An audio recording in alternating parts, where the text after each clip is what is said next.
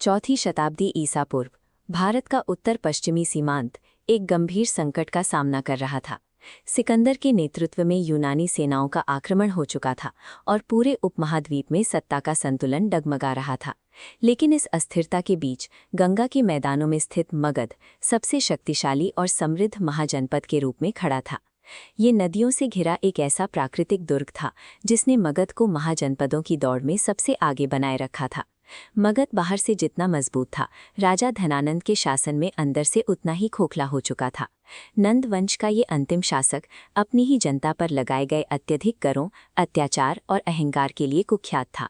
इतिहास गवाह है कि विशाल सेना और भरा हुआ राजकोष भी किसी साम्राज्य को पतन से नहीं बचा सकता यदि उसका नेतृत्व जनता से कटा हुआ और केवल अपने बल के घमंड में चूर हो। इसी दौर में तक्षशिला के आचार्य चाणक्य का उदय होता है।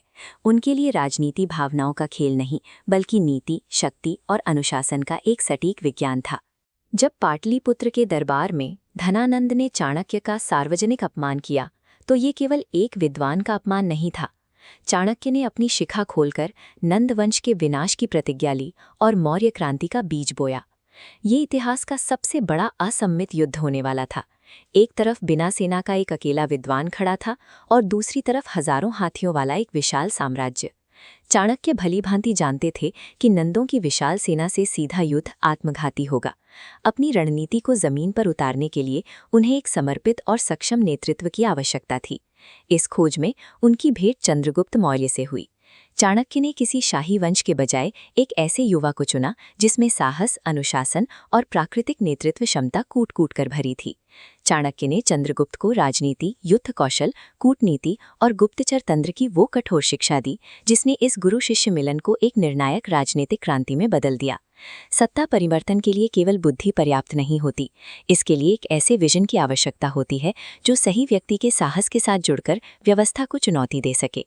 चाणक्य नीति का सिद्धांत है कि साम्राज्य बनाने के लिए मनुष्य की कमजोरियों और मनोविज्ञान को गहराई से समझना अनिवार्य है। पांडुलिपियों में दर्ज श्लोक सिखाते हैं कि नौकरों की परीक्षा कर्तव्य पालन और मित्रों की परीक्षा विपत्ति में होती है।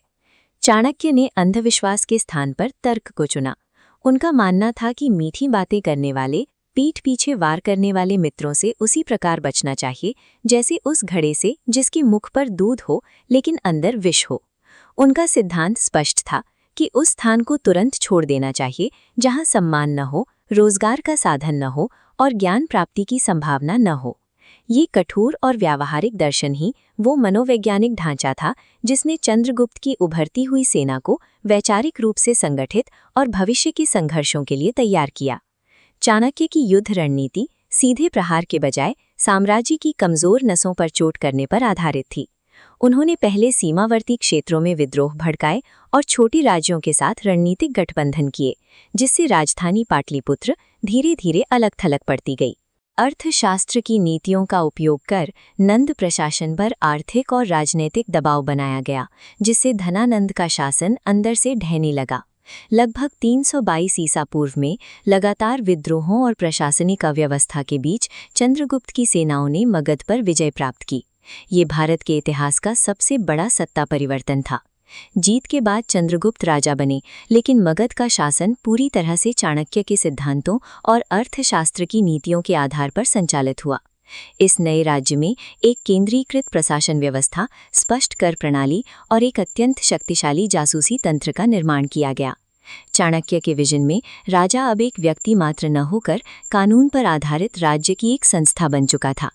इतिहास उन रणनीतिकारों को अमर बनाता है जो केवल युद्ध नहीं जीतते, बल्कि राज्य के विज्ञान को समझकर एक स्थायी और न्यायपूर्ण व्यवस्था खड़ी करते हैं। चंद्रगुप्त मौर्य के शासनकाल में साम्राज्य की सीमाएं बंगाल से लेकर अफगानिस्तान तक फैल गईं और यूनानी प्रभाव को भारत से बाहर खदेड़ दिया गया। 297 ईसा पूर्व में चंद्रगुप्त ने सत्ता अपने पुत्र बिंदुसार को सौंप दी, जिससे मौर्य साम्राज्य के विस्तार का एक नया चरण शुरू हुआ।